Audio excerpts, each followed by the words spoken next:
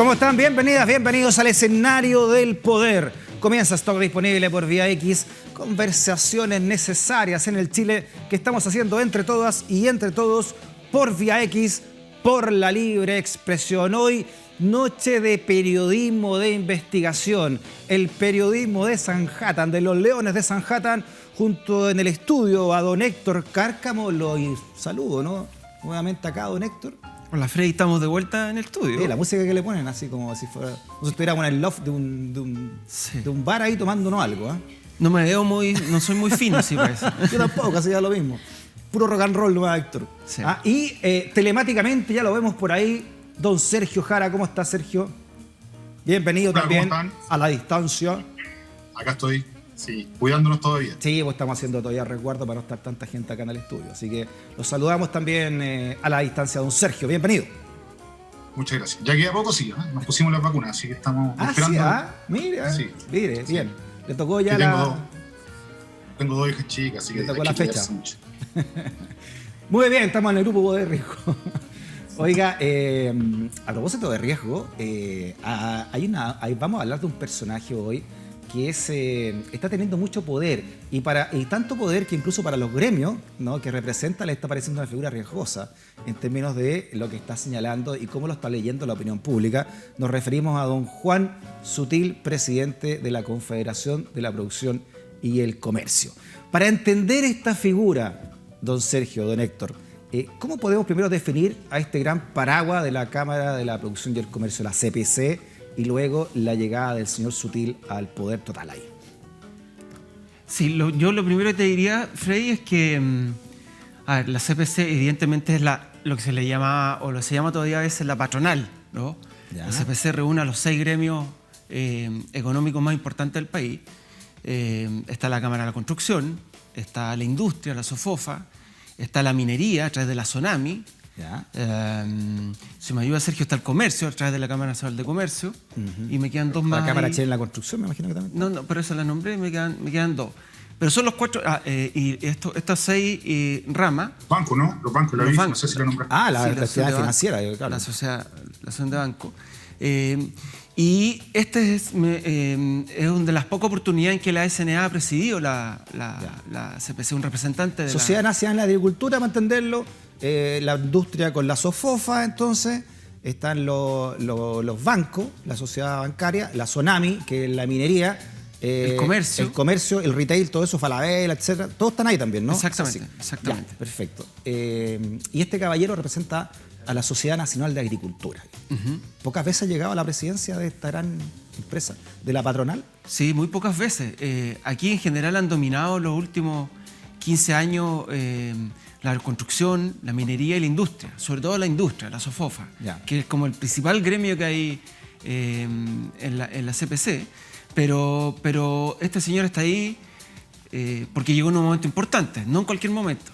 Y yo lo definiría básicamente como un patrón de fondo. Juan Sutil es el perfil de un patrón de fondo. Es un hombre que vive en el mundo agrícola, que vive en el mundo agrícola, que hace negocio ahí. ¿Ah? Es que tiene un gran fondo, por eso. Oye, ya, pero la SNA, como Sergio, para complementar lo que dice Héctor, la SNA, la Sociedad Nacional de Agricultura, es una de las más tradicionales, me imagino, ¿no? Por lo que significa el agro en todo el desarrollo económico de Chile, ¿no? No solamente de la República, sino que desde mucho antes, ¿no? Sí, bueno, en los últimos 30 años han sido 3 veces electos personeros de la SNA para la CPC, ¿no? La CPC, por resumirlo bien, es el gremio o la confederación de gremios. Es como la selección, ¿no? De todos estos gremios poderosos, importantes, como la SOFOFA, la Asociación de Banco, el Comercio, qué sé yo. Y llegar a la CPC, bueno, igual ser presidente de la SOFOFA, que son los industriales, tiene más o menos el mismo peso o incluso más a veces que el presidente de la CPC. ¿Sí? Por eso usted, claro, es más considerado, porque el gremio de los industriales es bien potente, es bien fuerte. Entonces, por eso ustedes veían a un Bernardo Larraín hablando y siendo de pronto no interlocutor con el gobierno, y otras veces Juan Sutil al lado de él, porque más o menos pesaban lo mismo. Incluso Bernardo Larraín, por la familia que viene y todo el cuento, pesa mucho más que Sutil, ¿no? A Sutil lo pusieron ahí como un soldado post estallido social para poder responder de alguna forma, de alguna manera, ¿no?, a lo que estaba pasando a nivel social. a lo que estaba sucediendo con el debate, ¿no? Con lo que estaba ocurriendo entre empresariado y sociedad civil, ese divorcio que ya venía hace tiempo gestándose, pero que con el estallido social se vio más potente, ¿no?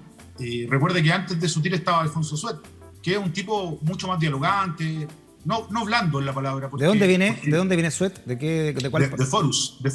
Ya, pero del comercio, ya, perfecto. Ya. Claro.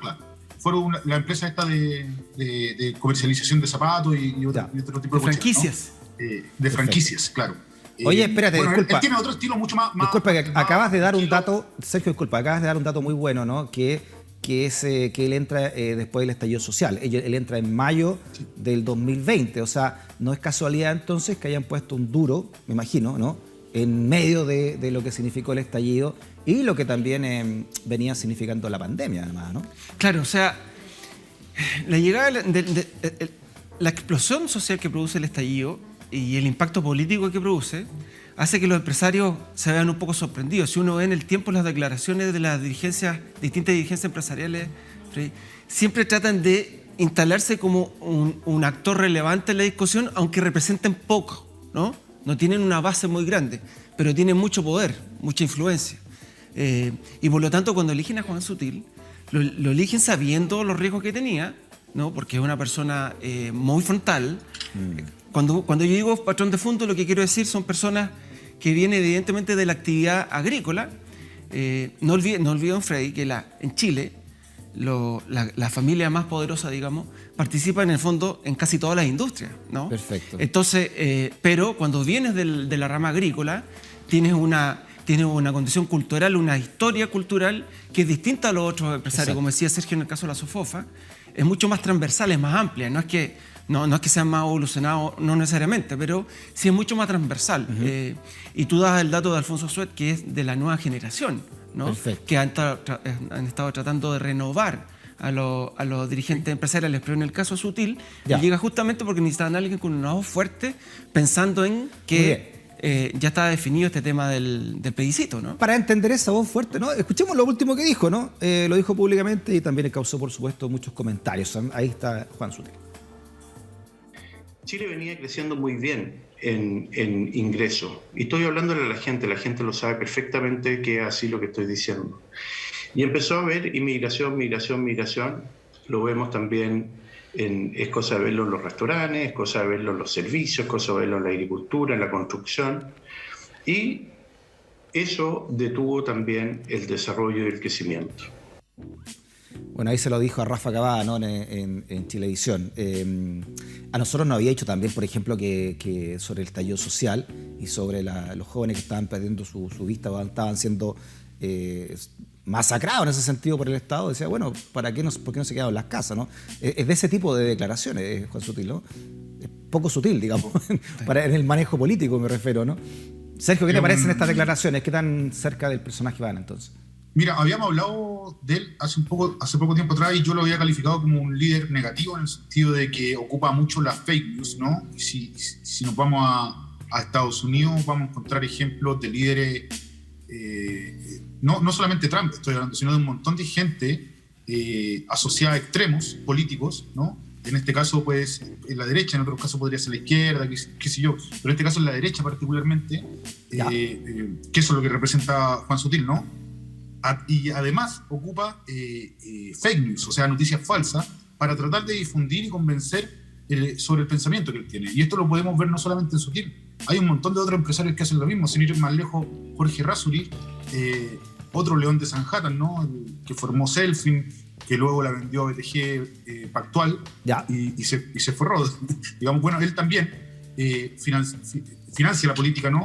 Quiso ser senador, y si ustedes miran su Twitter, sin ir más lejos, un tuitero compulsivo, es un tipo que a través de las fake news trata de instalar su forma de ver el mundo, su forma de ver el país, y esto lo hace daño, ¿no? Porque son personas públicas, conocidas, con representación, Sutil más todavía. Entonces Sutil permanentemente viene haciendo esto, sino no es primera vez que se desmadra con una declaración como esa. Claro. Sutil es el que llegó a los extremos de quitarle el financiamiento a CNN y después ir a CNN a enrostrárselo a la cara a los mismos periodistas. Exacto. de corregir periodistas desde el estallido cámara, social, ¿no? por el tratamiento que CNN le estaba dando al estallido social, que no le gustó a Sutil, entonces, y saca sus empresas como auspiciadores de CNN, ¿verdad? Claro, era un segmento agrícola ese, un programa de un segmento agrícola CNN. Claro. Pero mira, más allá de eso, yo vi a un colega que los periodistas de economía tenemos un gremio, Freddy, que básicamente es de capacitación, ¿no? Del cual nosotros, o yo por lo menos, no participo mucho porque te vaya a capacitar al Banco Santander, te va a capacitar, ¿no?, al Banco no sé cuánto, y ahí mismo, entonces te hace clase el mismo tipo del banco. Mira qué interesante. Nosotros no debiésemos estar para eso, debiésemos establecer. Oye, disculpa, es como los médicos exceptos médicos con los laboratorios, ¿no? Que pagan esta charla, que los llevan al seminario. Es lo mismo.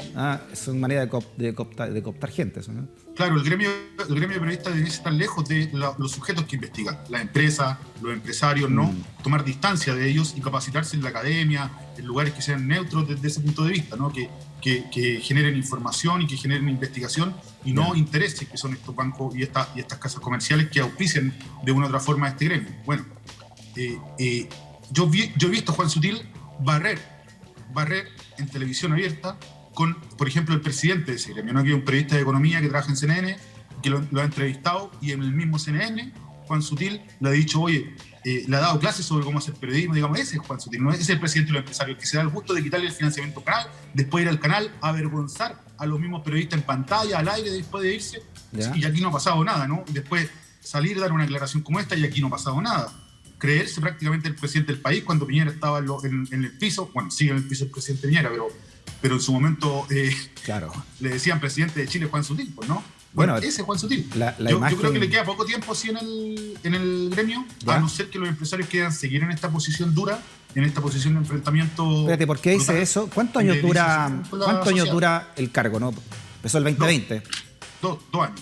2 años. Héctor, ¿tú estás de acuerdo con Sergio que podría terminar antes del 20? No estoy tan seguro, Freddy y Sergio, porque yo creo que las declaraciones que han salido de algunos dirigentes han salido noticias que dicen que hay una diferencia muy fuerte dentro de la CPC. Por eso de los migrantes. Por también, las declaraciones Sutil, que es sobre los inmigrantes, también sobre otros temas. ¿Ya? Pero yo creo que eso es básicamente comunicación estratégica, Freddy. O sea, a él lo pusieron justamente para que diga lo que está diciendo. ¿Tú dices que son cachetadas de payaso entre...? Claro, porque lo pusieron para que diga eso, nadie se atrevía a ponerse ahí al frente. Le ganó incluso la pulseada a Bernardo Larraín Mate para presidir la CPC, entre otros.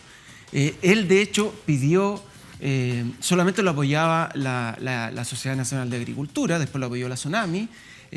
No fue fácil, digamos, arribo a la presidencia, no es que entró con todo. Pero hoy día lo que ocurre es que el contexto cambió. En pocos meses ha ido cambiando, se ha instalado de otra forma la discusión. Y entonces ahora sus palabras suenan descontextualizadas para él, ¿no? Para los gremios. Porque cuando dice Sergio que este señor se sustenta en muchos temas, en muchas fake news, etcétera, y estos comentarios que hace, por ejemplo, sobre la inmigración, o sea, yo entiendo, estoy de acuerdo en que es una fake news ese tipo de comentarios, pero ojo que dentro de los gremios están muy convencidos de que esto es así. Déjame, si me das un segundo para explicarlo. ¿Por qué? Porque él dice que la inmigración afecta el desarrollo y el crecimiento, Freddy. Porque el mercado laboral está más o menos dividido. O sea, la minería más o menos representa un 10% de los trabajadores, en fin, la construcción representa un poco más, etcétera. Pero el tema es que ellos tienen ciertos niveles de sueldo que está ajustado también al nivel de margen que obtiene, de ganancia que tiene el empresario. Entonces los sueldos no se pueden mover tanto. Cuando llega mucho inmigrante, lo que hace es justamente entrar a competir en este mercado. Hay más bocas que alimentar. Y por lo tanto, el país se tiene que hacer cargo de mayores costos de los que ellos esperaban, porque no puedes dejar a la gente afuera. Probablemente por eso hay políticas también para tratar de sacar gente del país. Pero para ellos lo más importante es mantener su nivel de rentabilidad, su tasa de retorno. Disculpa, pero como lego, ¿no?, en la materia, pero me imagino que si llega más mano de obra, les debiera servir a ellos porque bajan obviamente los sueldos, hay más oferta. Hay más oferta de mano de obra. Pero no toda la industria. Probablemente en la Cámara de la Construcción sí influye más, ¿no? Ahí sí tienes... Pero en el agro, donde está él, me imagino que también pasa lo mismo, ¿no? en el agro, pero el agro también tiene actividades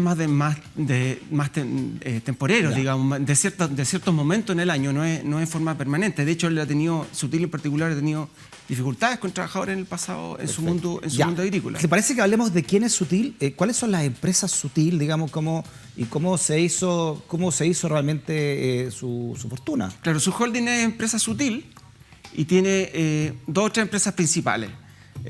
Una es Pacific Nut, uno de los mayores productores de nueces, de almendra, orégano, otros productos que genera. Y la otra empresa importante es Coagra, que es una empresa de venta de insumos agrícolas. Es bien gracioso porque Sutil explica, en el tiempo ha ido explicando cómo es su negocio, lo que ha ido desarrollando, descubrir toda la línea de producción, digamos, en la industria agrícola. Entonces, él es productor agrícola, pero además a los productores agrícolas les vende insumos agrícolas, les vende maquinarias, les vende todo y además les presta plata. Entonces, tiene un control, tiene una influencia sobre la agricultura muy grande, digamos. Por eso tiene el poder y la influencia que tiene. Ahora, en beneficio de él, lo hablaremos en el otro bloque, pero este es un empresario de verdad. O sea, no es un especulador de la bolsa como ustedes han investigado tanto, ¿no, Sergio? Es una persona que... no es del mundo financiero. Que realmente es de estos empresarios que uno dice... Y ahí está con sus hijos, ¿no? Su empresa es un empresario de primera generación, ¿no? Él logró... Es del verbo divino. Es del verbo divino, tampoco digamos... perfecto, bueno, sí. Pero yo leía un perfil, porque lo entrevistamos el año pasado, y para entrevistarlo uno lee mucho sobre lo que subía, ¿no? Y él no se lleva bien con los mates, o la raíz, no sé, porque como él no pasó por la universidad... se siente también un poco mal mirado por eso, ¿no? Claro, él se hizo a sí mismo. mismo. Grupo más intelectual, lo que pasa por la católica, principalmente, ¿no? Claro, o sea, no olvidemos primero que él es un hombre de élite igual. Lo que pasa es que tiene efectivamente esta formación que es distinta a los otros. No hereda de sus padres, no hereda de los padres este patrimonio como la reina Mate, ¿no? Es un perfil distinto. Pero efectivamente, y por otro lado, también es viajado, ¿no? Cuando tú tienes poder y patrimonio, tú tienes muchos atributos y vas desarrollando atributos. Pero como está acostumbrado a vivir en una burbuja, cuando sale a público, sus opiniones, que son muy normales en ese ambiente donde él es el jefe, cuando sale a público es completamente distinto y es rechazado. Y probablemente él todavía no se da cuenta de eso, pues en parte porque también tiene poder para influir en los medios y para ir a decirle, como dice Sergio, a CNN, yo no te sigo financiando tu programa del mundo agrícola, ¿no? Porque él financiaba ese programa. Ahora, políticamente hablando, tampoco la familia Sutil es ajena, ¿no? Recordemos que su padre fue alcalde de Zapallar por varios años, ¿no? Desde el 71 al 98, tengo entendido, ¿no? O sea, desde la democracia, pasando por la dictadura, ratificado ahí por Pinochet. Pero ha sido designado. Designado, por supuesto, pero empezó en el 71. O sea, empezó electo, digamos, y siguió designado. Por Zapallar, que sabemos lo que es Zapallar también, lo que representa para la clase alta, ¿no? Como balneario, ¿no? ¿Les parece que hagamos una pausa, don Sergio, don Héctor? Sí. Seguimos desmenuzando, ¿no? A este personaje muy interesante, ¿ah? Porque, ojo, y eso es por algo está, ya no es solamente un empresario gremial, es un agente político. Vamos a recordar también cuando entregó ahí como presidente de la República los ventiladores en el comienzo de la pandemia, ¿se acuerdan o no? Muy bien, hacemos una pausa, periodismo de investigación desde el escenario del poder. No te vayas de la sintonía.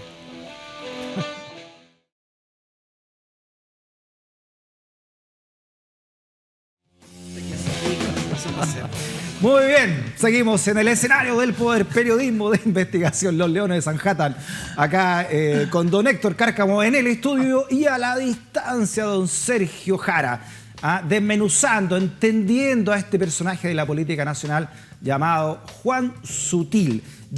Estábamos hablando de cómo el poder, ¿no? Cómo logra su empresa Juan Sutil, y yo encuentro, por lo que ustedes han contado, ¿no? Y por lo que he leído, valoro harto esto de que finalmente no es alguien que recibió una gran fortuna o especuló o trampeó en la bolsa como hemos hablado de tantos, ¿no? No todos son así. Exacto. Eso, es que es bueno dejarlo eso súper en claro, ¿no? Porque cuando hablamos del gran empresariado podemos estar obviamente muy en desacuerdo con cómo piensan, cómo hablan y la mirada de país que tienen, digamos. Pero en la forma en cómo ellos lograron esa fortuna, no son todos iguales, ¿no? Aunque vengan de los mismos colegios generalmente, pero el caso de Sutil, él lo pasó. Yo igual siempre es un espacio, para la duda. Exacto.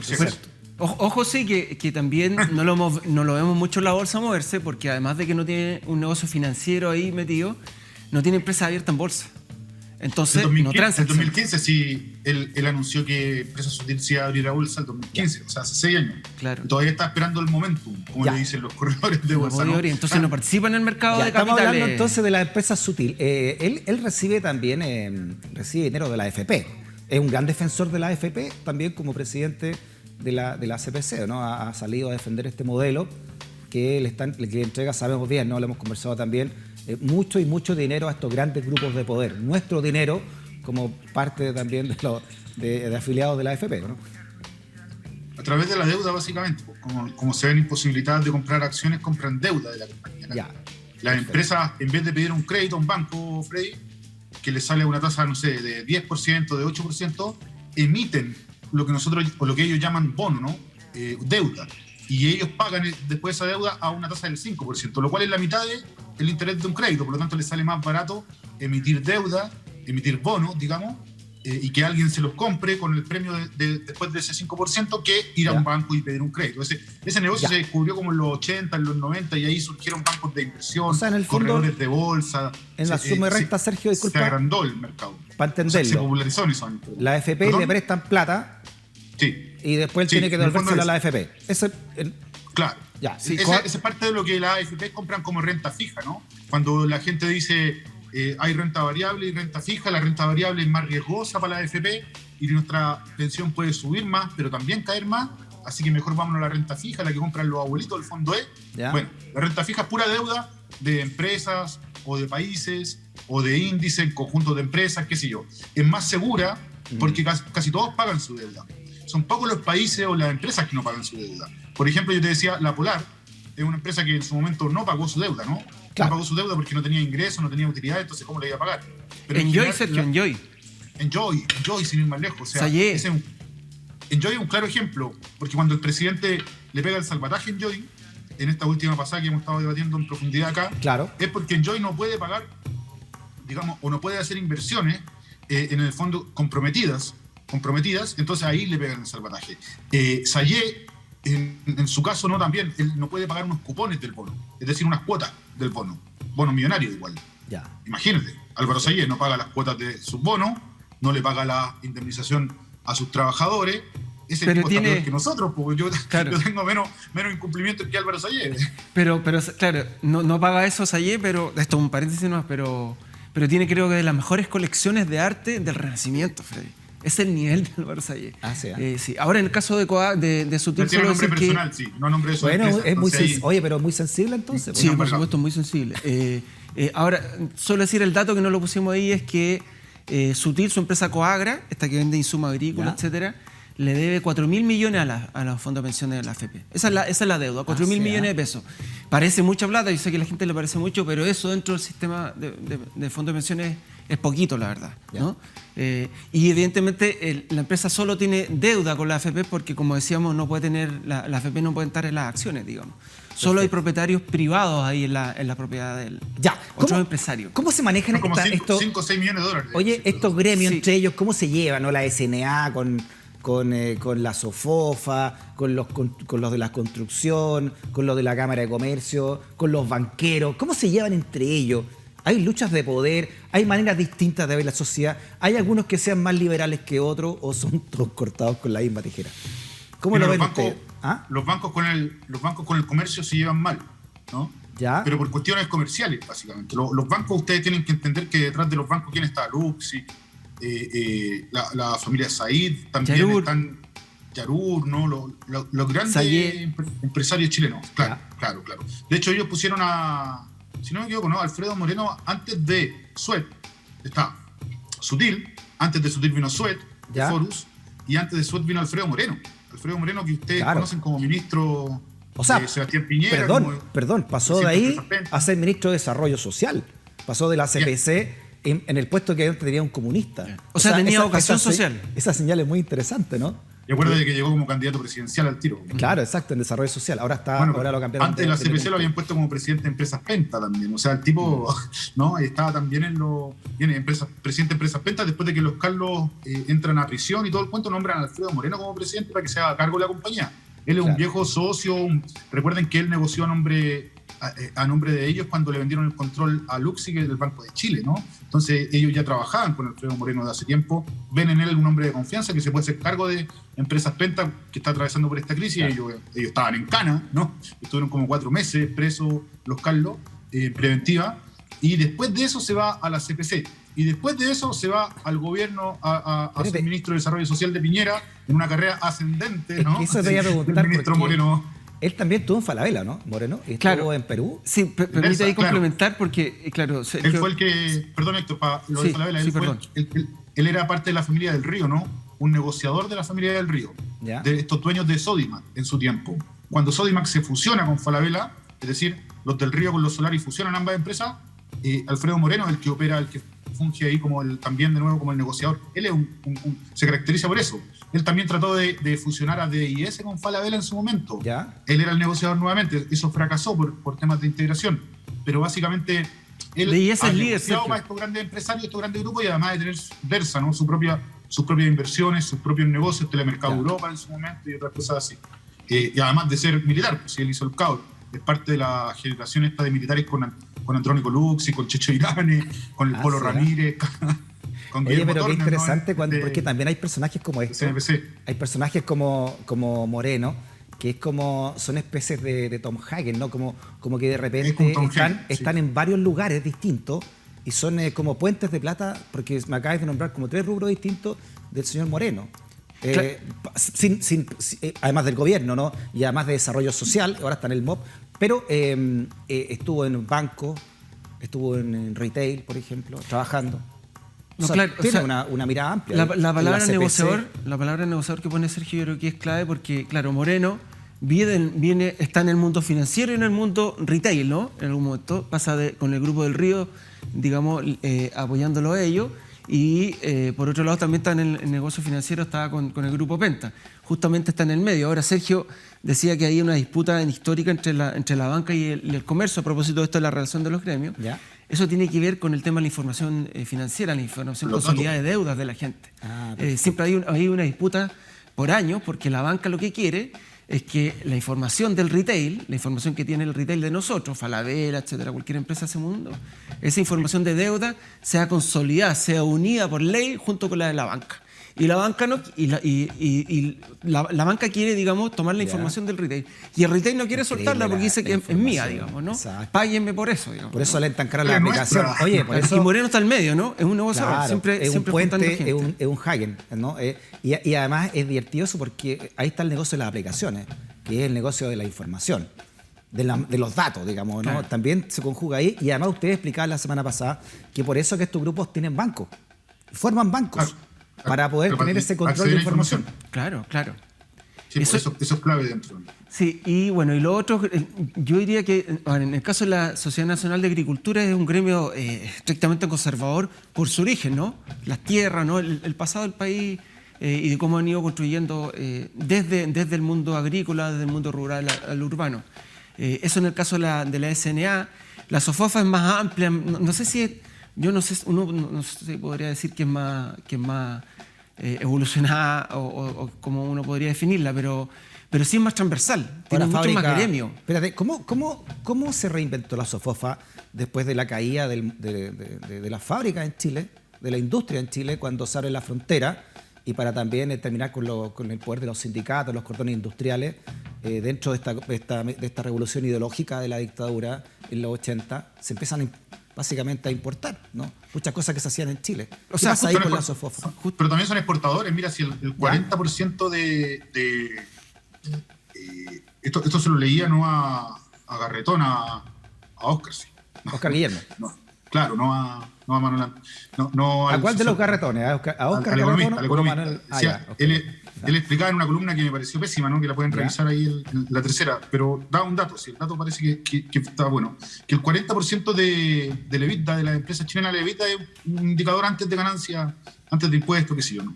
Es del producto de sus exportaciones, es decir, de lo que venden afuera, ¿no? No de lo que venden acá en Chile, sino de lo que logran poner afuera. Lo que pasa es que entre los 90 y los 2000 y los 2010 hubo un proceso de externalización de las empresas chilenas o de internacionalización más o menos importante, y ellos lograron diversificar entonces sus ingresos, ¿no? Y sus utilidades, también su EBITDA.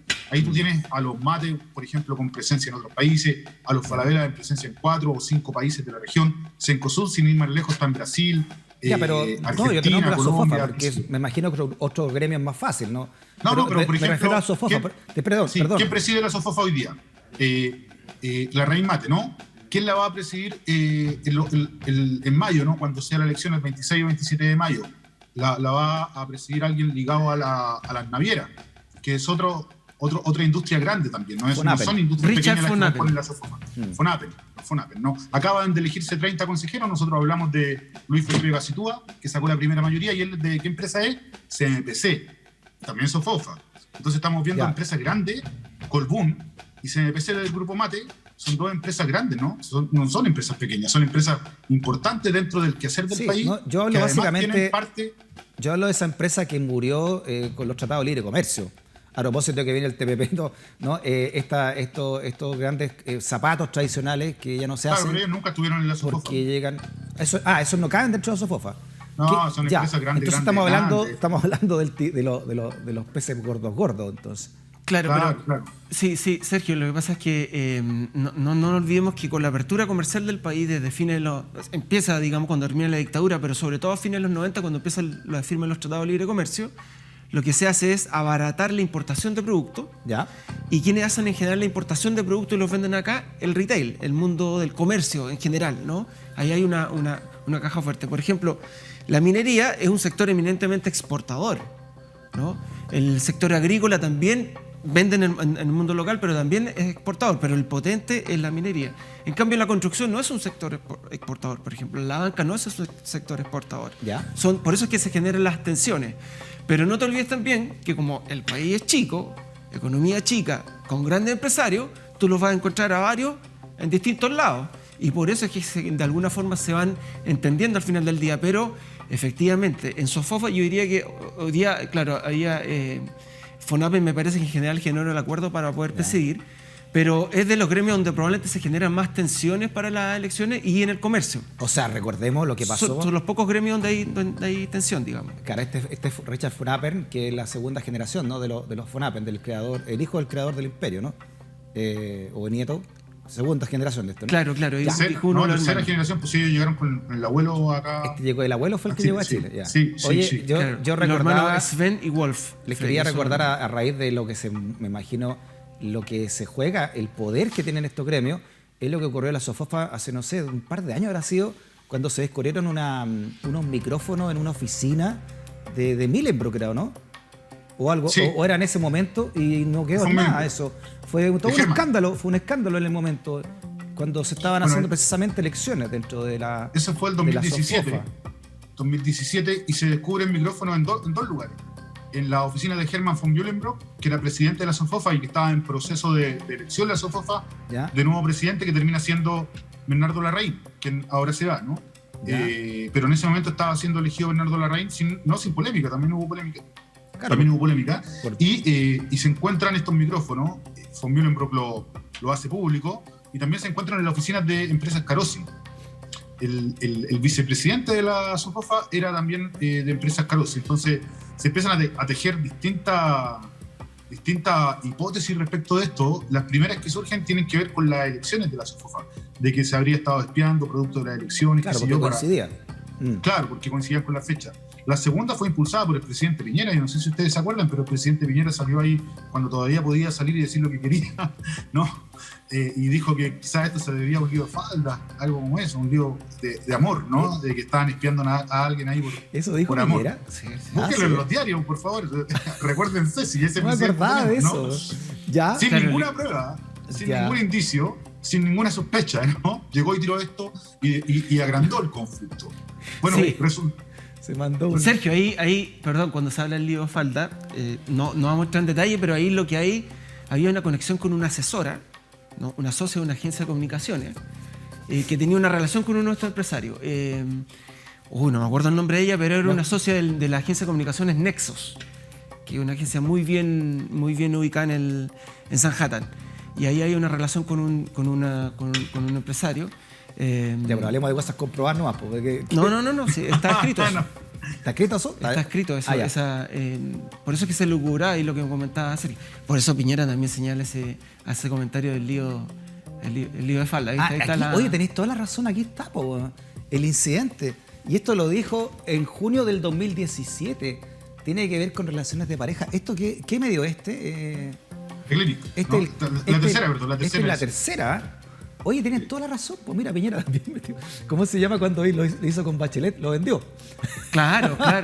Pero nunca se aclaró el caso, finalmente. No, por eso les pregunto, que hubo nada. Fue investigaciones, hubo todo un lío ahí. Sí. Lo que pasa es que Rubencito, si todo esto era medio caricaturesco, Cito, con Z después, el segundo nombre, Cito. ¿no? Entonces, si tú lo juntas, Rubencito, pero es como Rubén Arauz, algo así. Sí. Un ex carabinero que él instaló estos micrófonos o cámaras de espionaje en Carosi y en la Sofofa, y después les dijo que los estaban espiando a estos empresarios y para cobrarles, ¿no? En el fondo, esto es parte de un informe de la Brigada del Cibercrimen de la PDI. Oye, de hecho, disculpa, fue formalizado este caballero en su momento. Fue formalizado. Por la Fiscalía. Claro, yo ya no sé en qué quedó el caso finalmente, seguramente le dieron algún tipo de condena menor, ¿no? Claro, lo contrataron por eso, pero él terminó instalando micrófonos y después cobrando y diciendo que lo estaban... Es como un Watergate. Claro, es que recordemos que Hermann von Mühlenbrock él fue gerente general de Yerdao ASA, que es la segunda productora de acero en Chile, detrás de la CAP, de la compañía de acero del Pacífico, y von Mühlenbrock era de los que hablaba duro. Sí, me recuerdo también... Era un duro von Mühlenbrock. Sí, cuñas muy duras con la presidenta Bachelet cuando era presidenta, cuando fue... De hecho, la Sofofa era como el gremio más político y duro dentro de todos los gremios, por lo menos el que más se metía en política contingente en esos momentos. Sí, pero no siempre los líderes de Sofofa han sido tan duros. No, en ese momento con von Mühlenbrock. Claro. Tomó ese... A eso me refiero. Y la Raíz Mate venía como a esta renovación. Por eso se da la atención en ese caso por el tema del espionaje, de que aparentemente, probablemente las dudas, no sé si la duda era que von Mühlenbrock sentía que les podía estar, alguien lo estaba investigando del mundo de la Raíz Mate. Quedó en nada. Se enterró.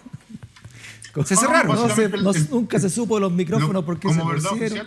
Como verdad policial, era que el tipo trató de defraudarnos a la Sofofa y a Carosi al instalar micrófonos falsos y cobrar diciendo de que lo estaban espiando. Después se descubrió que esos micrófonos no tenían nada de grabación, qué sé yo. La Brigada del Crimen de la PDI hizo un informe diciendo que este tipo había sido, ¿no?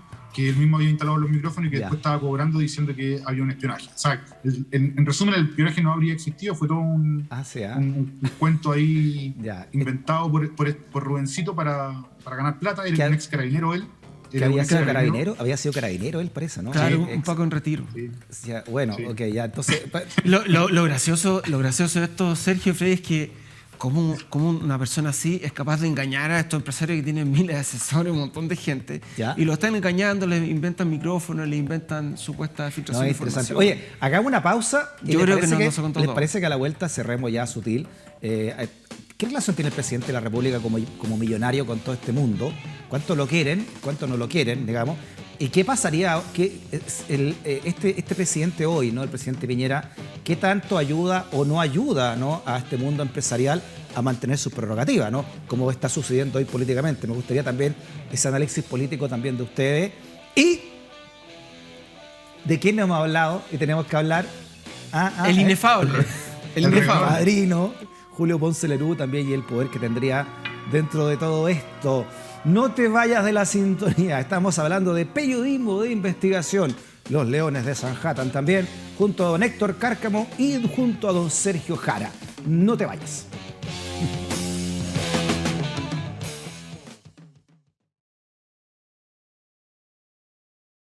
Muy bien, tercer bloque y final. Ahí tenemos a la distancia a don Sergio Jara y en el estudio a don Héctor Cárcamo, hablando del teje-maneje. Interesante cómo se maneja también la alta cúpula, ¿no?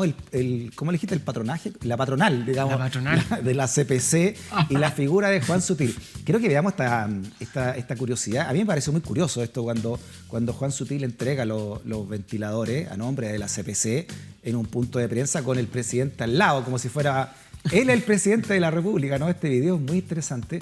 Yo no sé si esto se da en todos los países que el gran empresariado actúe como una patota, ¿no? Como un colegio, como un colegio gremial, ¿no? Y entrega entonces estos ventiladores haciendo un punto de prensa con el pedestal de la presidencia de la República y el presidente atrás, en un tercer plano ya a esta altura, ¿no? Claro, es muy decidor esto, ¿no? Pero, Frei, no hay que olvidar que la cabeza del presidente Piñera y la cabeza del presidente de la CPC Sutil, del otro presidente, piensan igual, pues. Si esa es la cosa, piensan igual. ¿En qué sentido? Tienen una opinión, digamos, similar sobre el país, sobre el desarrollo del país. Ya. Necesitamos, no podemos permitir que crezcan tanto los sueldos, porque si crecen los sueldos, bajan las ganancias, baja la inversión, aumenta el desempleo, no hay crecimiento, etcétera, ¿no? Esa es la lógica del chorreo. Eso sigue instalado y lo siguen pensando así. No hay otra forma de mirar el mundo. Entonces, yo entiendo que lo que está haciendo el presidente Piñera ahí, estando atrás, ¿no? Remitiéndose a un segundo plano, es relevar la posición del presidente de los empresarios, porque además él es empresario, no sé si tan empresario el presidente Piñera, pero este empresario, y lo que quieren en el fondo es tratar de equiparar un poco, no olvidemos el momento que está ocurriendo eso es marzo, ¿en qué momento del año pasado? Cuando empiezan a llegar los ventiladores, ¿no? Claro, cuando están llegando los ventiladores. Entonces es lo que está relevando el rol de los empresarios, porque llevamos pocos meses desde el estallido social, ¿no? Claro. No nos olvidemos, ese es el momento, por eso esa es la puesta en escena. Fue en invierno, de aparecer invierno el año pasado tenía que ser, ¿no? Como andaban vestidos. Pero están abrigaditos. ¿Y cómo es la relación? ¿Cómo es la relación de Piñera como millonario? Piñera no es empresario, no lo hemos dicho hartas veces, es un especulador de la bolsa, básicamente. Pero ¿cómo es su relación? ¿Cuánto lo respetan? ¿Cuánto lo quieren? ¿Y cuánto les sirve o no les sirve hoy tenerlo de presidente a este mundo, a este gran mundo empresarial, crees tú, Sergio? Poco. Hoy día Piñera no lo respeta el gran empresariado, no lo respeta la clase social a la que él pertenece. Es decir, fíjense que siempre ha sido una persona, Piñera, que ha tenido amores y odios, ¿no? En todos lados, en la política, también en el mundo financiero. Bueno, todos nosotros también, en otra escala, digamos, pero... Claro, lo que pasa es que él, a través de su paso por el mundo financiero, la empresa, si bien tiene un núcleo de amigos, un club cerrado, ¿no? Que nosotros hemos definido como ese club de amigotes de San Carlos, donde están los Cuetos, el Paila Valenzuela, Juan Bilbao, en su momento estuvo Julio Ponce también, después se pelea con él, la Raín Vial, Moneda Asset Management, Consorcio, qué sé yo, son todos parte de un club que van a las mismas empresas, a los mismos negocios, de repente aparecen los Delano por ahí, pero hay toda otra arquitectura dentro del mercado financiero de Chile, no solamente de Santiago, sino de Chile, en Sanhattan, digamos, hay cientos de otras personas que también hacen negocio, que también tienen sus empresas, que también tienen su compra y venta de acciones, digamos, que nos ven con buenos ojos cómo se comporta este club secreto de Santiago, que nos ven con buenos ojos que vayan a las mejores oportunidades siempre ellos, que vendan caro siempre ellos, que nunca les pase nada, que estén en el filo de los negocios, qué sé yo, ¿no? Que desprestigien los negocios en muchos sentidos. Y eso siempre ha existido. Pero yo te diría que hoy día eso incluso ha crecido, ¿no? Porque el presidente, desde el punto de vista político, no lo ha hecho bien. Si ustedes miran las encuestas que han salido, las últimas 2 encuestas que han salido, Piñera está en 7 y 11% de aprobación. Es decir, está en el margen. Una de cada 10 personas apoya al presidente. Y en esa una de cada 10 personas también está el mundo empresarial, Freddy. No, claro. Ese uno no es un empresario, digamos, ¿no? Probablemente hay alguien que está Yo lo pregunto porque con Piñera 1 se ganó la gratuidad y con este Piñera 2 se ganó una nueva constitución. O sea, en el sentido de que... el presidente de los cambios. Claro, de que digamos, le ha servido mucho más a las izquierdas o centroizquierdas que los mismos de la concertación o la nueva mayoría, ¿no? La tesis de Macari por lo que se ha logrado con él, digamos. Para justificar su voto. Lo que se ha logrado con él pese a él. Claro, lo que dice Macari va a justificar el voto a favor. Pero Macari fue el primero que tuvo una vida, o uno de los primeros que tuvo esta mirada aguda, ¿no? De lo que estaba ocurriendo con Alberto Mayol, en fin, con varios más que notaron, ¿no? Que esto se venía, ¿no? Detectó el derrumbe de las instituciones, ¿no? Lo mismo Mayol, digamos, con el modelo. Tuvieron esa y lo sintetizan en ese podcast de buena manera. Tuvieron esa agudeza, cuando está en el mostrador incluso, ¿no? Digo, para hablar de que este derrumbe o este distanciamiento comenzó hace rato, no es de años, ¿no? Me imagino esta mirada que están teniendo de este grupo que representa a Sebastián Piñera y de esta gente que ustedes han dicho acá que formó o deformó, no sé, a esta altura, Sebastián Piñera, ¿no? Como O sea, yo hablo con empresarios hoy día, con gente del mundo financiero, y lo encuentran, y me lo dicen con estas palabras, con todo respeto, pero lo encuentran un idiota, ¿no? Un idiota que ha llevado al país a lo que está, que no les sirve a ellos tampoco, que esperan que termine pronto su mandato y se mande a cambiar y que no lo vuelvan a ver, digamos. Pero así lo lo encuentran hoy día. Yo hablo con distintos empresarios del mundo financiero, Freddy, y todos, es transversal, que lo encuentren así de duro, lo encuentran un idiota, un imbécil, y esas mismas palabras ocupan ellos para referirse a la principal figura presidencial. Claro. Hace algunos años, Francisco Hermenet, en 2018, ex gerente general de Banchile Inversiones, corredor de bolsa, mano derecha con Sportman, mano derecha de Luxi, fue conmigo a CNN. Él recuerda que él es algo así como la garganta profunda del libro Piñera y los Leones Sanjarán, ¿no? Y él al aire, ¿no? En TVN, en una entrevista con Daniel Matamala, dice lo mismo. Antes del estallido social, antes de que viviéramos lo que estamos, el presidente Piñera trae lo que ha hecho en los negocios, ¿no? Donde ha sido un tipo que juega en el margen, en el límite, si es que no fuera del límite, hacia la política. Yo tengo las grabaciones del caso Lan Guardad, dice, por lo mismo, porque ahí lo que hubo un delito, ¿no? Y si un juez viene y me las pide, yo las entrego, pero hoy día lo que yo protejo no es la figura del presidente, protejo la figura presidencial, que es lo que ha hecho el establishment también. Pues, si hoy día Piñera no ha caído del poder, por así decirlo, pese a todo, es porque se está protegiendo la figura presidencial, no la figura de él. Lo que yo te quiero decir es que hay muchos calificativos que le caben, me imagino, a Sebastián Piñera por todo lo que le hemos hablado, lo conocemos desde el Banco de Talca en adelante, pero no sé si ese que tú acabas de decir sea el que más se aproxima. ¿Cuál? El de considerarlo, no sé, un imbécil, un idiota, pero no lo digo yo, lo dicen los está bien, con los que he hablado. Lo estoy poniendo como un punto de vista, ¿no? Yo creo que no va por ahí, ¿no? Uno puede poner muchos otros adjetivos desde lo humano a lo profesional, digamos, por lo que ha demostrado también como figura y esta desconexión completa, incluso con sentimientos, con lo que está ocurriendo, con la realidad, etcétera, ¿no? Que yo creo que lo que está contando Sergio es... Sergio está contando lo que dicen en privado los empresarios. Sí, en privado. Lo entiendo. En privado, porque son capaces de decirlo en público. Lo entiendo. ¿Y por qué dicen eso? Probablemente en privado, estoy interpretándole de cuenta a Sergio. ¿Por qué seguramente lo tratan así? Porque se sienten símil de Piñera, pues no tienen respeto por él, por su figura presidencial. Finalmente Piñera llegó, no sé si porque será el mejor empresario ahí, llegó porque es un inversionista. Muchos empresarios lo odian o le tienen mala porque él se ha jodido, para no decir, diga otra palabra, a muchos empresarios, pero en el mundo financiero, porque no funciona en el mundo de la industria. Es un inescrupuloso completo, ¿no? Claro, Sutil es un hombre que funciona en la economía real, en la producción agrícola. Pero Piñera nunca ha funcionado en eso. Cuando estuvo en LAN, digamos, él tenía un porcentaje de la propiedad, era influyente, que sé yo, pero él en general no ha tenido ese tipo de empresas que lo hagan considerarse un empresario, es un inversionista financiero, ¿no? Y por eso es que no es visto como un símil como el resto, pero evidentemente con el poder que tiene, la influencia que tiene y sus contactos, yo creo... tiene que tener algún nivel de respeto, pero lo que le dicen, lo que comenta Sergio, es lo que dicen en privado gente sin duda que tiene esa mirada, digamos, que se siente un símil de Piñera. Yo hago un punto ciudadano, que yo creo que le resta responsabilidad en todo lo que ha pasado en su gobierno, tratarlo de que no de tonto u otro, ¿no? Yo creo que al revés. Yo creo que él tiene tanta responsabilidad en todo lo que ha hecho, incluyendo los derechos humanos, y que hay una conciencia de eso. O sea, como yo no creo que sea una persona que sea tonta o de pocas luces. Que depende con quién hables, pues mira. Depende con quién hables, porque si nosotros queremos establecer cuál es la opinión de sus pares en el mundo empresarial, la opinión actual de sus pares en el mundo empresarial, antes era dividida, ¿no? Antes lo veían como un formador, como una especie de carro que tira. Exacto, claro. Era dividida.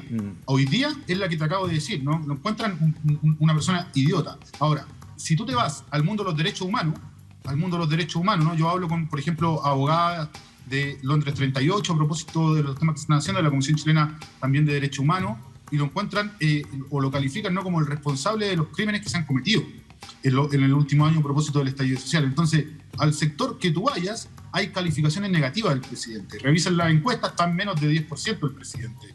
Te va al Congreso y el Congreso lo tiene negociando unos mínimos comunes porque no lo va a dejar gobernar. Sin duda, cuando tienes menos de 2 dígitos de aprobaciones porque te dejaron hasta tus propias huestes, ¿no?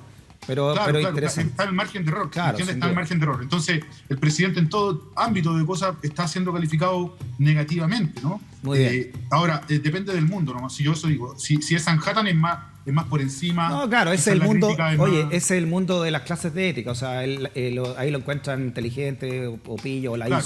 hizo, ¿no? Es Y además pillo formó o a idiota, varios de ahí, me ¿no? imagino. Claro, es que cuando nos referimos a Sanhattan, en general hablamos Claro, más del mundo Es financiero. una dimensión aparte del empresariado, imagino, ¿no? Les va a poner impuestos ahora, imagínate cómo empresariado lo van a más calificar. tradicional. Les va a Ahora tú poner el puedes- impuesto a la ganancia de capital. Freddy, Va a poner el impuesto solo a la Sí, ganancia de cerremos capital. esto para que pasemos perdón. a Ponce Lerú. Sí, no solo yo quería aprovechar de recordar, antes que pasemos de sutil, recordar un episodio muy importante del 2007, gobierno de la presidenta Bachelet, Osvaldo Andrade, ministro del Trabajo. Ya. La empresa Pacific Nut en NOS, un sindicato de trabajadores, se toma la planta, entra, y llega Juan Sutil, El dueño. patrón de fondo, que es bravo, que es como que tiene una figurita, qué sé yo, y entra, y él mismo cuenta después de la entrevista que él saltó la reja, agarró estas cosas para romper las cadenas, las grande. cortó y saltó la reja, El ¿no? Y Napoleón. fue a sacar la gente y fue y lo fue a Napoleón. desafiar. Ah, ¿no? sí, ¿ah? Esa es la personalidad de este caballero. Él fue muy duro con la presidenta chilena en su primer gobierno y fue muy duro en el segundo gobierno. Es de los Y en el duros. primer gobierno de Piñera tenían una muy buena Y relación hoy también sigue siendo un con el duro, gobierno de ojo. Piñera. Hoy día sigue siendo un duro. Mira lo que dijo, es una barbaridad lo que Sí, dijo de los pero migrantes. en el primer gobierno de Piñera, si uno mira lo que decía en ese tiempo, él era feliz, un negocio bien espectacular, obviamente el país estaba creciendo. imagino. Él tenía una muy buena visión Me del imagino, presidente. además, mira, está cayendo el sistema de FPS con este gobierno. Viene el royalty minero, viene Pero- una nueva constitución. Mira todo lo que ha perdido, ¿no? Lo que pueden llegar a perder. Entonces, Por eso critican es al obvio que presidente. critiquen a Piñera de todos los estilos. Claro, ¿no? pero es por eso, no necesariamente porque están en desacuerdo. Eligieron un presidente que iba a trabajar para ellos y mira lo que está significando en la práctica Sebastián Piñera para este mundo, para este gran mundo de empresarial, ¿no? Claro, Todo lo pero contrario de lo tú- que pensaban. Tú mostraste la cuña sutil al comienzo de este programa diciendo lo que decían sobre la gente, hablando de este tema de los cabros que salían a la calle y que les dispararon. Tú ves esa posición de él. Y si tú ves al presidente en ese tiempo, y ahí se tomaba una foto ahí en la... Sí, por ¿no? supuesto. O sea, es la misma mirada, mismo, sí. pero la comunicación estratégica te hace hablar de distintas formas. Y hoy día el presidente, criticado incluso por sus pares, porque ellos esperarían que comunique de otra forma lo que piensa, ¿no? Perfecto. Don Héctor, don Sergio, ¿les parece que pasemos a otro tema también muy interesante para que lo conversemos aquí en Pauta Stock? Y este es el titular que nos abre entonces la conversación y tiene que ver con las hijas de Julio Ponce que vuelven a las cascadas, dice esta nota de La Tercera. Daniela Ponce, la menor de las 4 hijos de Julio Ponce, ingresó el viernes pasado a los directorios de Pampa, Calichera y Potasios, 2 de las 5 sociedades que están sobre SQM. Francisca, la tercera, asumió la gerencia general de inversiones SQ e inversiones SQYA, las controladoras de las cascadas. Ambas, junto a sus 2 hermanos mayores, Julio y Alejandro, están integrando algunos directorios hasta 2019, cuando todos dejaron las empresas, no habían integrado entonces estos directorios. ¿Qué significa esto de las cascadas nuevamente y las hijas de Julio Ponce metidas ahí? Don Sergio, significa ¿sí que que- comienza usted? Significa que nunca se fue de SQM ni de la cascada la presencia de Ponce, más allá de su figura, ¿no? Él hizo un compromiso en su momento ¿Ya? de alejarse ¿Ya? de las cascadas y alejarse de SQM, renunció Ajá. a los directorios, después hubo un compromiso con Corfo a propósito del tema del Salar de Atacama y de que él salía, ¿no? de la empresa, pero está su hermano, vuelven su hija, Daniela y Francisca, ¿no? Están sus otros 2 hijos también, entonces finalmente la familia Ponce está ahí de lleno, el resto de los directores son todos palos blancos de él, o más bien personas que ha formado en su entorno más cercano en los últimos 30, 40 años, o 20, incluso hay algunos que son más jóvenes, abogados, y que ha hecho rica, por supuesto, toda esta gente se ha hecho rica viviendo a costa de Ponce, y los tiene ahí en los directorios. Claro. Y por lo tanto, él tiene el control político absoluto de esa empresa, más allá de la lucha que se dio en su momento, tanto por el financiamiento irregular, por el caso Cascada y por el Salar de Atacama. El tipo sigue ahí, y es lo que yo contaba en Joyitas, ¿no? En El Padrino, en esta semblanza que hice de él, ¿Ya? que Julio Ponce, a mí me tocó estar varios días con él en su casa, viéndolo también cabalgar. Recuerden que fuimos a cabalgar. Daniela Ponce, por ejemplo, también cabalga, ¿Ya? también hace equitación. Ella fue a la que le tocó la flauta traversa en su matrimonio, pues, Freddy, ¿te acuerdas? Sí, claro. Cuando Lo yo tienes, comienzo esa crónica lo tienes ahí con- escrito. con Julio Ponce tocando esta canción precisamente que se está escuchando de fondo en flauta traversa. Claro. Bueno, la vez anterior que había tocado esta flauta, lo había hecho en el matrimonio de Daniela Ponce Pinochet. Esa es la hija que ahora entra al directorio de las sociedades Cascada. Espérate, Daniela Ponce Pinochet, esta es la hija que tuvo con la hija de ahí está Ponce cabalgando. Ese es el Santiago Papership Club. ¿Qué video este, Sergio? Ese lo grabé yo, cuando fui a la compañía a cabalgar. Ahí, que está grabando soy yo. ¿No? Ese es el Santiago Papership Club. Oye, que es buen jinete, ¿no? ¿Es buen jinete Julio? ¿Vos? Sí, es re bueno. O cabalga como toca la flauta, como tú pusiste. No. Ahí va, mira, ahí va. Bueno, a ver. Eso. Déjale. A ver. Después igual se echa algunos palitos, pero... Igual, pero nadie dice nada. Mira, viene de frente. Ahí se viene a mostrar, Oye, mira. Hola, Sergio. Igual debe costar esa cuestión, ¿no? Sí, yo no sé ni trotar en un caballo. ¿Viste? Las pasó todas, las vallas, pero después bota algunas. Igual tan bajita, igual. El chaquetero. Sí. Igual tan bajita. 1,10 m, algo así, no me acuerdo, pero están. Mira, yo me crié en campo cuando chico y nunca aprendí a andar en caballo. Sí, igual tiene su gracia, claro, esta cuestión. Claro. Bueno, él vive frente al club de polo, po. Él vive en un triplex ahí en Presidente Riesco, si no me acuerdo la calle, ¿no? Y tú abres la ventana, la cortina. O sea, el patio de él es el club de polo. Y el club de polo, claro. Como pues.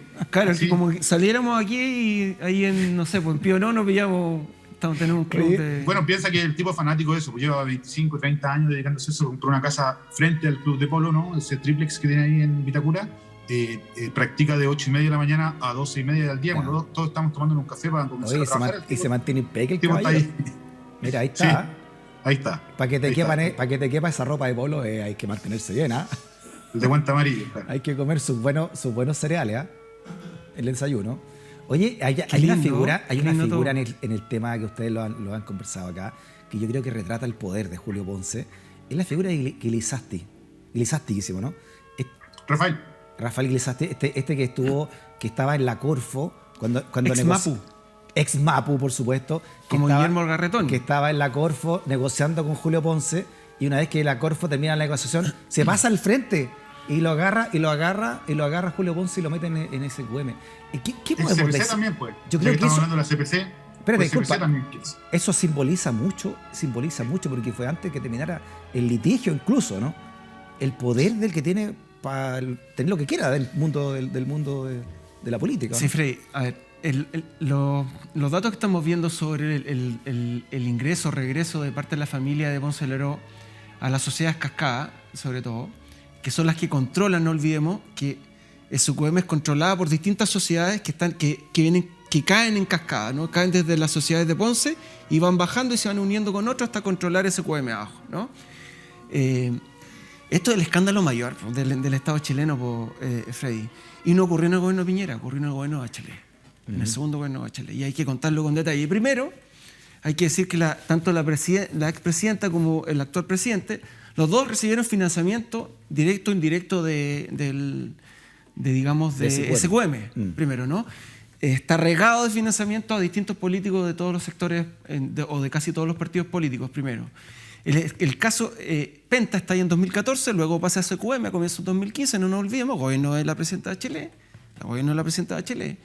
y en 2015, a fines del 2015, Iglesiasti asume, en septiembre, la presidencia de las Cascadas, ¿no? En medio de eso, en esos meses, estaba negociando Corfo, liderada por Eduardo Vitrán, claro, ¿no? Y por el otro lado, Ponce, digamos. Por el Salar de Atacama, por el litio. Por el litio, por los contratos, para renovar contratos. Vitrán venía muy duro, diciendo que había que sacar a Ponce, y que no, hay que barrer con ellos. Me acuerdo, ¿no? Lo entrevisté por ahí y estaba muy duro en su posición en el momento. Fíjate la imagen, ¿no? El funcionario Corfo, elegido por la presidenta diciendo que hay que sacar a Ponce, y resulta que la presidenta por otro lado financiando su precampaña con ellos, una cosa extraña. Y entre medio ocurre esto que ellos dicen, Ponce, o los obligan a que tienen que salir del directorio. Julio Ponce y su hermano Luis Eugenio Ponce Leró.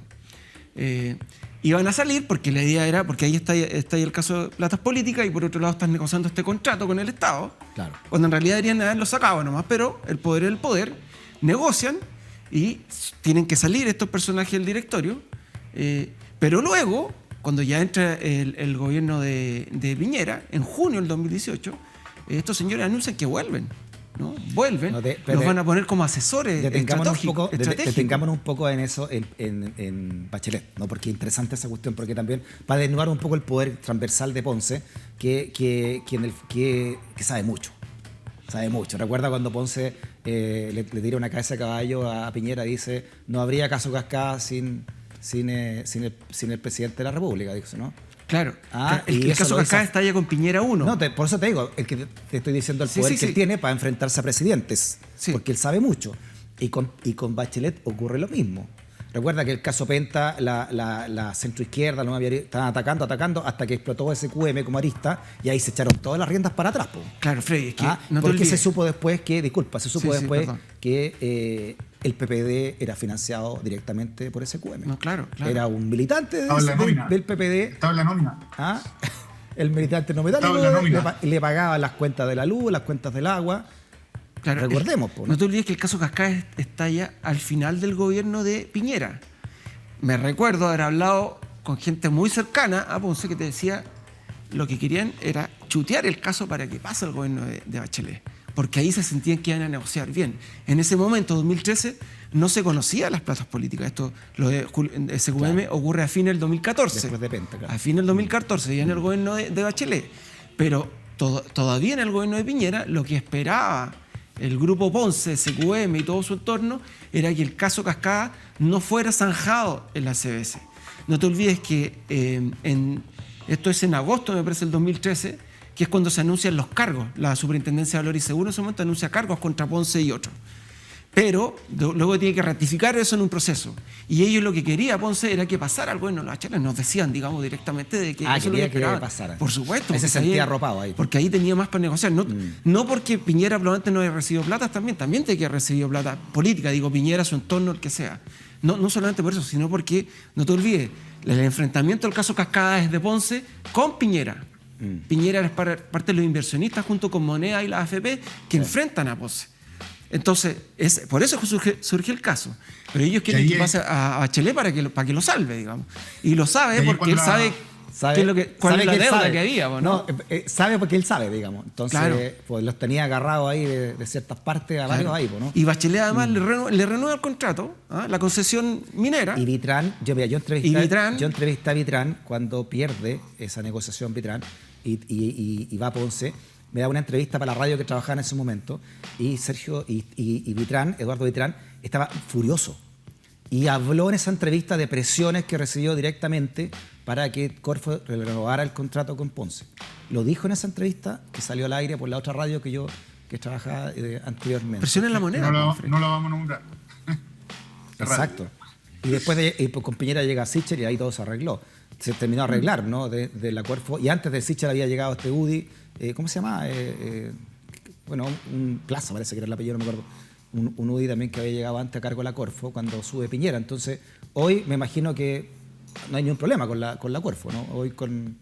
Bueno, Guilizarti fue consejero de la Corfo. Recuerden que él fue consejero de la Corfo, ¿no? Renunció cuando se va a las Cascadas. Eso es lo que estamos hablando, la figura de Guilizarti. ¿Cómo la podemos resumir? Claro. Cuando estaba en la Corfo y de la Corfo pasa para allá, digamos. De Corbanca. Y eso también es clave, porque ahí se negociaron algunos créditos cuando él era director hacia las Cascadas, cuando él era director de las Cascadas y cuando era director de Corbanca. Entonces, ahí hubo un problema más o menos importante también. Bueno, el tema está en su pasado político, ¿no? También que él fue Mapu, fue presidente de la CPC, también está ligado a la empresa Concha y Toro. Mucha gente vio en él también un liderazgo distinto, que pudiera calmar la agua, más cercano a la centro izquierda, ¿no? También, pero finalmente termina en las manos de Ponce.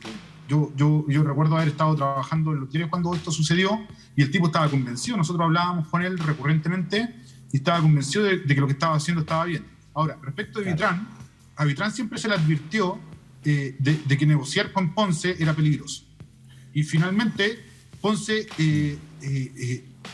lo hizo quedar en ridículo, ¿no? Cuando él vuelve como asesor a SQM y Vitrán se pone a dar entrevistas como loco para tratar de una otra forma de morigerar el impacto que estaba teniendo esto, porque eso era nada más que una muestra de cómo Ponce se reía de todo, porque finalmente él había llegado a un acuerdo con la Corfo en el que él salía de la empresa, no volvía a la empresa. Pregunta directa. Sergio, y vuelve igual. Sergio Héctor, pregunta directa.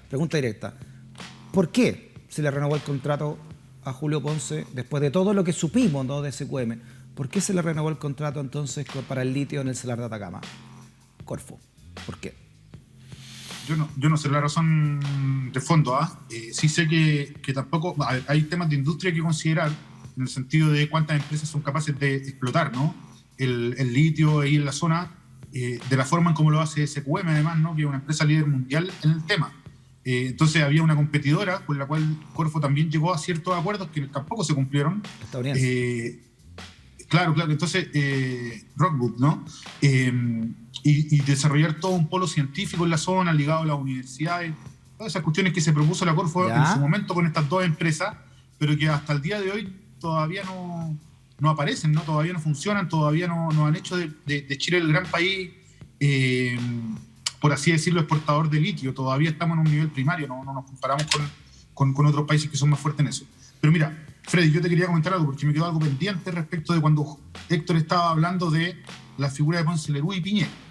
Bueno, incluso cuando tú dijiste que se le había ido a dejar una cabeza de caballo, ¿no?, a Piñera, cuando Ponce dice esta famosa frase de el caso Cascada no existiría si el presidente de la República no tuviera acciones de las cascadas. Esa frasecita, que es una de las pocas cosas que ha dicho Ponce en su vida públicamente, está escrita en un PowerPoint. ¿Ya? Está escrita en una estrategia comunicacional. No es que Ponce haya salido de la fiscalía ese día porque estaba declarando y se le ocurrió decirlo así como así, ¿no? Dijo, voy a salir y voy a involucrar a Piñera para ver si a través de ese involucramiento yo me salvo. Esto lo diseñó, lo pensó, lo analizó y lo escribió un grupo de periodistas en una oficinita ahí en San Jarán, de estos oficinistas que asesoran a empresarios, ¿no?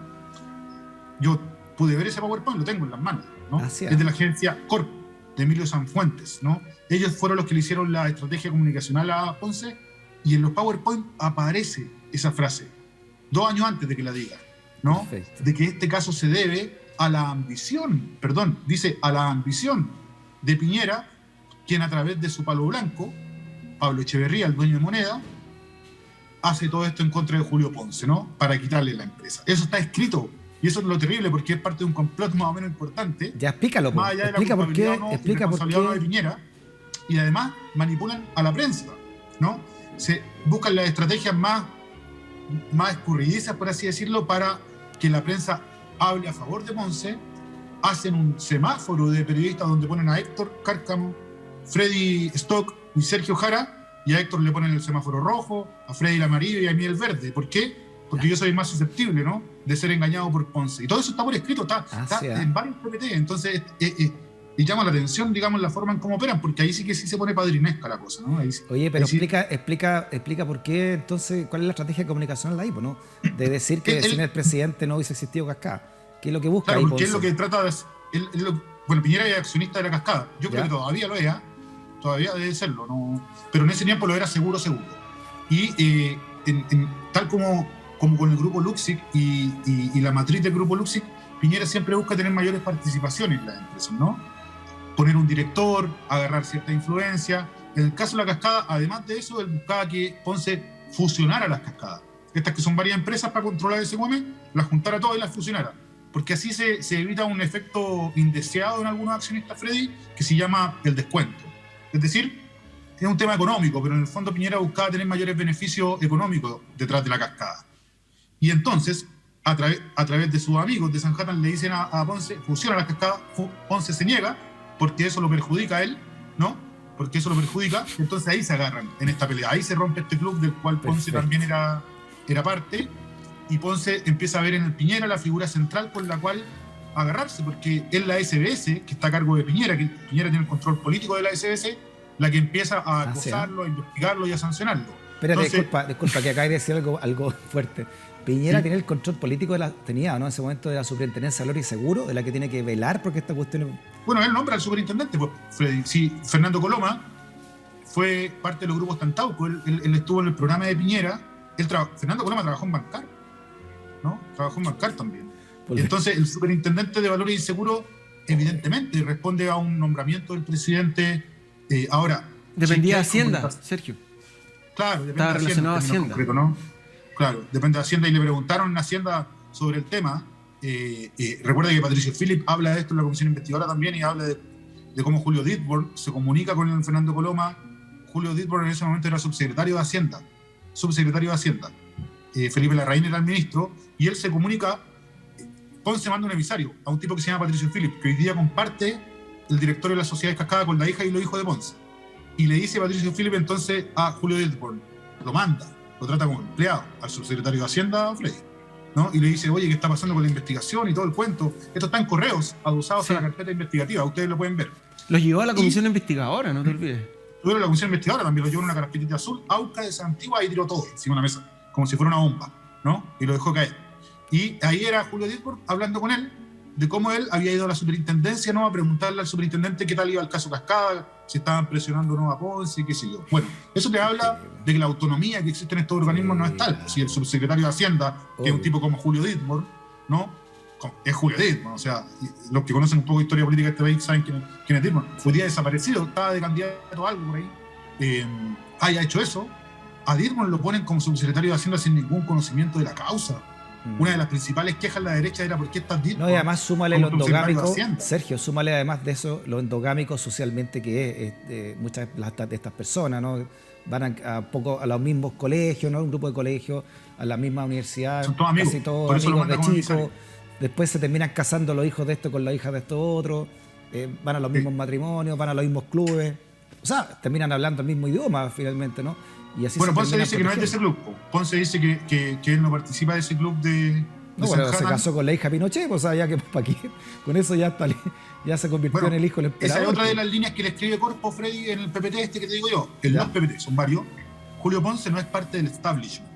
Esto es parte de un club cerrado de amigos. No tiene razón. Tiene razón que hablaba con los periodistas. Tiene razón porque tiene tanto poder que no tiene para qué ser del establishment. Se compró el establishment de lado a lado, ¿no? De hecho, él decía en la interna, no sé si te lo comentó alguna vez Sergio, alguna vez tuvimos una reunión con él, si me acuerdo, pero él se consideraba de izquierda. ¿Ah? Julio Ponce se consideraba de izquierda. Claro, yo soy de izquierda. Pero hasta Vigi era de izquierda cuando era joven. No, claro, porque además se consideraba periodista también Julio Ponce, no te olvides. Pues se sentía muy cercano a los periodistas, muy cercano. Oye, este el periodista, este es el PowerPoint que hablaba Sergio, ¿no? Aquí estos son, así tienen tildado. ¿Qué significan los colores verde y amarillo y todo eso? Dificultad o no para acceder a cierto... No, pero el rojo es el que no hay caso, el verde que podría ser y el amarillo hay que cachar. No, el verde es el más fácil de abordar, el amarillo es entre medio y el rojo es el difícil de... Y esto lo hacen estas empresas que lo asesoran, ¿eh? Estudian a los periodistas y los seleccionan y después ven con cuál juntarse, le ponen un semáforo. Oye, tan rojo que estos cárcamos hay que alegar allá. Sí, porque el cárcamo no era para... Oye, en beneficio de la duda, eso no significa que sea así, digamos, ¿no? Esto es lo que creen ellos. Es lo que dice Ponce. No, es lo que dicen ellos. No, yo tuve súper buenos negocios con Julio, así que no deberían haberme puesto verde.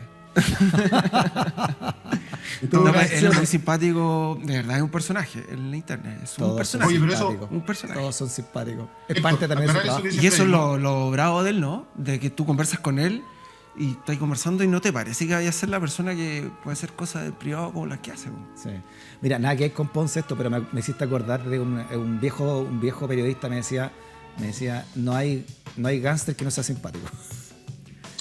Nada que ver con Ponce, por supuesto, sí. ¿No? Pero me hiciste acordar de una frase de la película Rey del Padrino también. Sergio. Yo solo quiero aclarar que ese semáforo que recién vimos, que es primera vez que se muestra, ojo con eso. Primera vez que lo mostramos, yo en la crónica de Joyita lo incluyo, pero no a 5, como se ve ahora. Ninguno de esos periodistas quiere decir que sean verde, amarillo o rojo, que sean más buenos, más malos o más peores, ¿no? Sí, sino que es la visión que tiene el cuerpo, que esta agencia de comunicaciones y Julio Ponce en particular de ellos. Pero no quiere decir que ellos sean más o menos susceptibles. No, por eso de apreciaciones. Por eso que tachamos sus nombres y no tenemos por qué hacernos cargo de eso, de una cuestión públicamente, de algo que no sabemos que es cierto. Es que lo importante es lo que está pensado detrás. Cuando da esa cuña, Ponce en el Centro de Justicia, y estaba ahí, ya hace días que nos venían diciendo las asesoras que él iba a hablar. Por primera vez iba a hablar, y habló como 5 segundos. Fue esa cuña que ustedes dijeron sobre Piñera y nada más. Y bastó y dejó un escándalo ese día, pero estaba todo preparado. Pues tú sabías que estaba preparado y los medios tampoco dijeron de que estaba preparado, no decíamos que estaba preparado. No recuerdo si yo escribí que estaba preparado o no, pero es parte de cómo funciona la comunicación detrás de las actuaciones públicas de estos personajes, pues, Freddy. Perfecto. En resumen, entonces, el poder de Ponce sigue intacto y ahora ya tiene a sus hijas también dentro de ese poderío, ¿no? En el fondo, continúa la saga. Continúa la saga, como... con todo descaro. Con todo descaro. Lo que significa su poder ahora, ¿no? ¿Y las hijas qué onda? ¿Qué podemos decir Tienen de un ellas? cafecito ahí en Vitacura. ¿Ya? Un cafecito boutique en Vitacura por si querías ir a tomarte un buen desayuno ahí.